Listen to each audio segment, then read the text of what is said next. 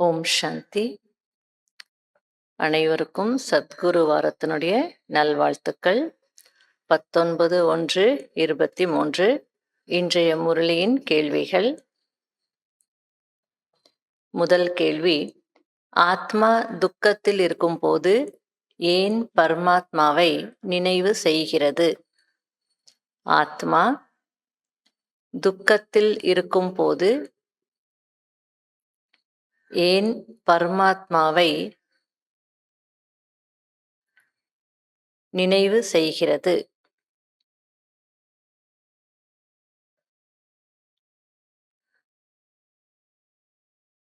இரண்டாவது கேள்வி, தந்தை எப்போதெல்லாம் வருகிறார்?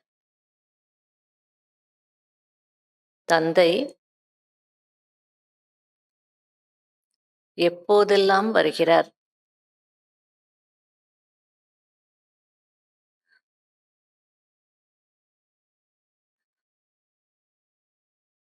மூன்றாவது கேள்வி, பாரதவாசிகள் எப்போது சுகமாக இருந்தார்கள்?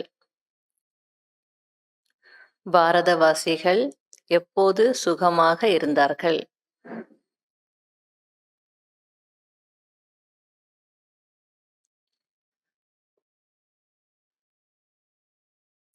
நாலாவது, இந்த உலகத்திற்கு சாரமற்ற உலகம் என்று ஏன் சொல்லப்படுகிறது?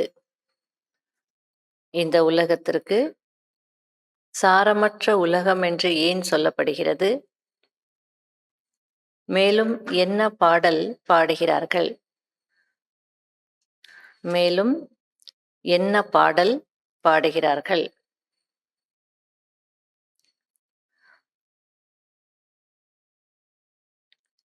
அஞ்சாவது, யார் விஸ்வ கல்யாணக்காரி அல்லது உலகத்திற்கு நன்மை செய்யக்கூடியவர்கள்? யார் விஸ்வ கல்யாணக்காரி அல்லது உலகத்திற்கு நன்மை செய்யக்கூடியவர்கள்?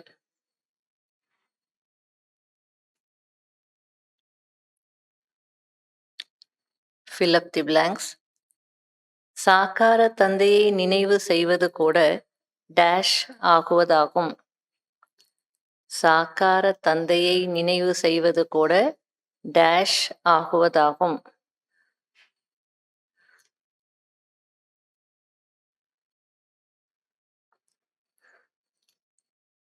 சீதா ராமரை கூட டேஷ் என்று சொல்ல மாட்டார்கள். சீதா ராமரை கூட டேஷ் என்று சொல்ல மாட்டார்கள்.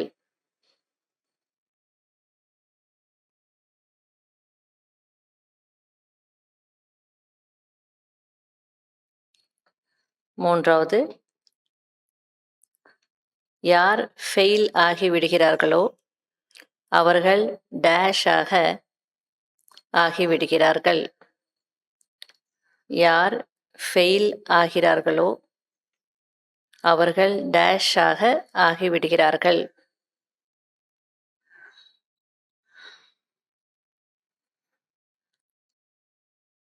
நாலாவது,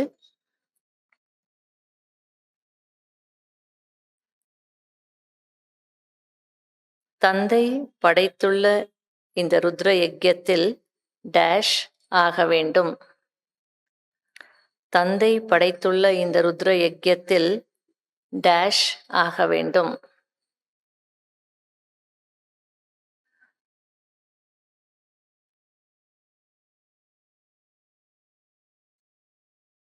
அஞ்சாவது, அனைத்து ஆத்மாக்களுக்காக டேஷ் உருவாக்குவதுதான் டேஷ் ஆகுவதாகும். அனைத்து ஆத்மாக்களுக்கும் டேஷ் உருவாக்குவதுதான் அல்லது அனைத்து ஆத்மாக்களுக்காக டேஷ் உருவாக்குவதுதான் டேஷ் ஆகுவதாகும்.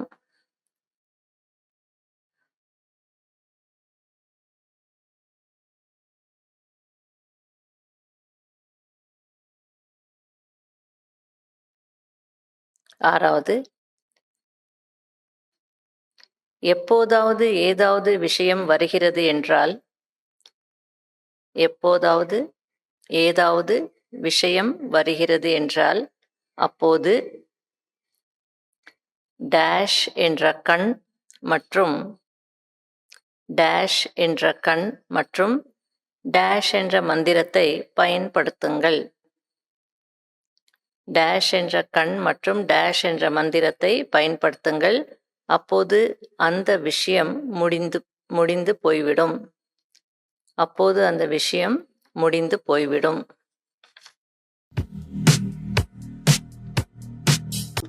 கேள்வி பதில்கள். முதல் கேள்வி,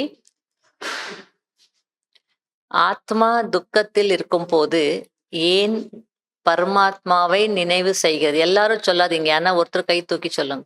ஆத்மா துக்கத்தில் இருக்கும் போது ஏன் பரமாத்மாவை நினைவு செய். கொஸ்டனை படிக்கல, அதுக்குள்ள கை தூக்கிட்டேன்னா சொல்லு. சரி சரி, சொல்லு சொல்லு.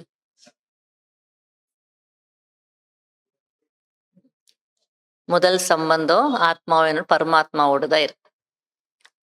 ஏனென்றால் அனைத்து ஆத்மாக்களின் சம்பந்தம் முதலில் ஒரு பரமாத்மாவோடு தான் இருக்கிறது.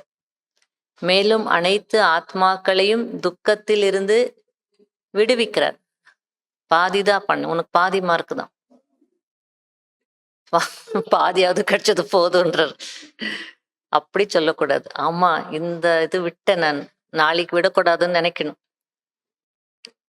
அவரோடு தான் சம்பந்தம் இருக்கிறது. அதனால்தான் துக்கத்தில் இருக்கும் போது ஆத்மா பரமாத்மாவை நினைவு செய்கிறது. இவ்வளோ வந்ததா? எத்தனை பேருக்கு வந்தது? ஃபுல்லா 3 பாயிண்ட். சரி. ரெண்டாவது, தந்தை எப்போதெல்லாம் வருகிறார்? நீயே சொல்லக்கூடாது. சரி. 5000 வருடங்களுக்கு முன்னாடி வந்தாரா? அதே போல இப்போ வந்திருக்காரு. அப்புறம்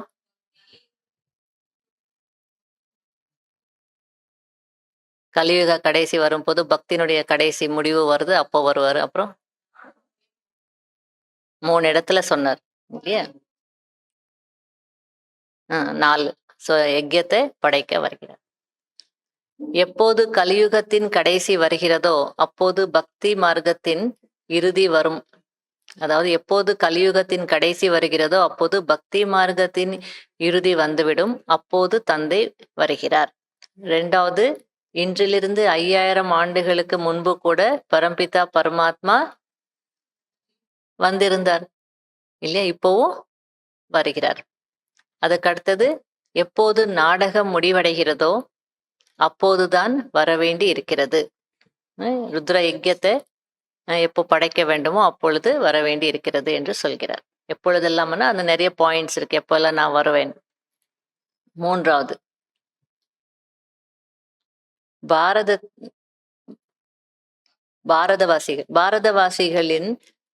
பாரதவாசிகள் எப்போது சுகமாக இருந்தார்கள்? வேற யாராவது சொல்லாதவங்க சொல்லுங்க. பாரதவாசிகள் எப்போது சுகமாக இருந்தார்கள்? பாரதவாசிகள் தங்களுடைய தெய்வீக தர்மத்தில் இருந்தபோது மிகவும் சுகமாக இருந்தார்கள். நாலாவது, இந்த உலகத்திற்கு சாரமற்ற உலகம் என்று ஏன் சொல்லப்படுகிறது? மேலும் என்ன பாடல் பாடுகிறார்கள்?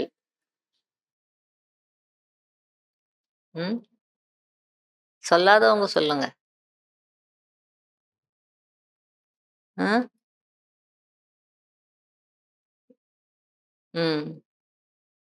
அனைவரும் இப்போது விஷக்கடலில் மூழ்கி இருக்கிறார்கள். மேலும் விஷக்கடலில் இருந்து அக்கறைக்கு, அதாவது பார்க்கடலுக்கு அழைத்து செல்லுங்கள் என்று பாடவும் செய்கிறார்கள். அஞ்சாவது, யார் விஸ்வ கல்யாணக்காரி அல்லது உலகத்திற்கு நன்மை செய்யக்கூடியவர்கள்?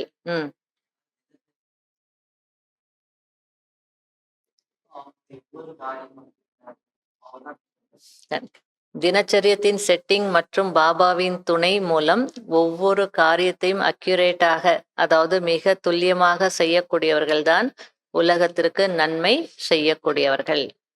fill up the blanks. இது யார் வேணாலும் சொல்லலாம், கோரஸா, ஒரு வார்த்தை இல்லையா? சாக்கார சரீரத்தை நினைவு செய்வது கூட டேஷ் ஆகுவதாகும்.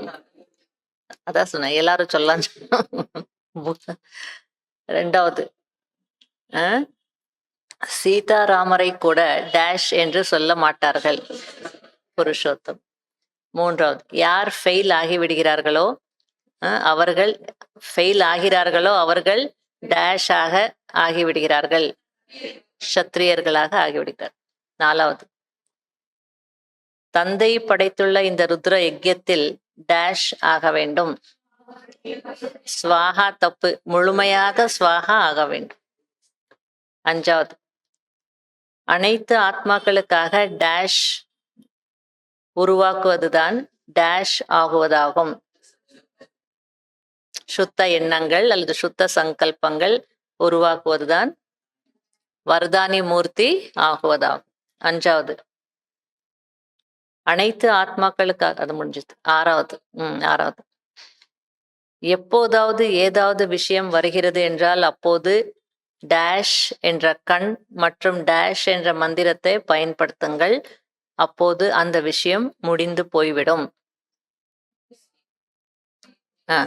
ஆன்மீக பார்வை என்ற ஆன்மீக திருஷ்டி அல்லது மாத்திக்கோங்க பார்வையை. ஆன்மீக பார்வையில பாருங்க, அப்ப எல்லாமே என்ன ஆயிடும், மாறிடும். நம்ம பார்வை நம்ம மாத்திக்கணும். ஆன்மீக பார்வை மற்றும் மன்மனபவ என்ற மந்திரம்.